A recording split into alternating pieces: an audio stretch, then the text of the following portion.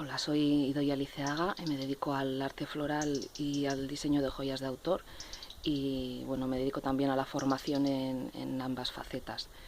Artisau Auzoa para mí es el siguiente paso evolutivo natural dentro de mi carrera profesional.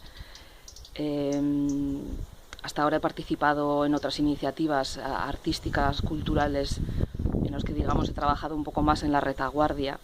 Y bueno, esta es la primera vez que tengo la oportunidad de tener un suelo propio y poder un poco desarrollar aquellas ideas e iniciativas en las que puedo mostrarme al público directamente.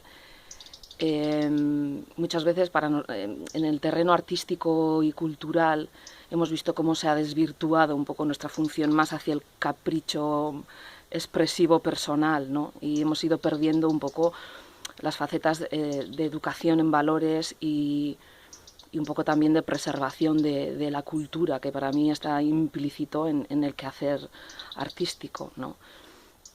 Esta parte para mí es muy importante para desarrollar mi proyecto. Y Artisau Auzoa un poco se basa en esto, ¿no? Cómo poder conectar la labor de diferentes artistas, artesanos con una localidad. En el centro de Rentería hay una escultura con un lema de Koldo Mitxelena, uno de los padres de la cultura y de la educación en euskera, que viene a decir que si tenemos que empezar de nuevo, no lo hagamos desde cero. Y si tenemos que sembrar para conseguir una mejor cosecha, pues más fácil hacerlo en una tierra que esté abonada, ¿no?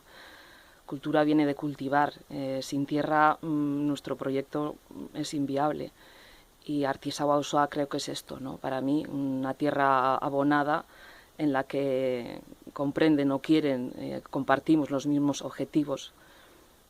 Y en ese sentido tengo la sensación un poco de que, bueno, no voy sola o no voy a construir mi proyecto sin conectarlo con el entorno en el que está inserto. Y sin eso para mí no tendría sentido.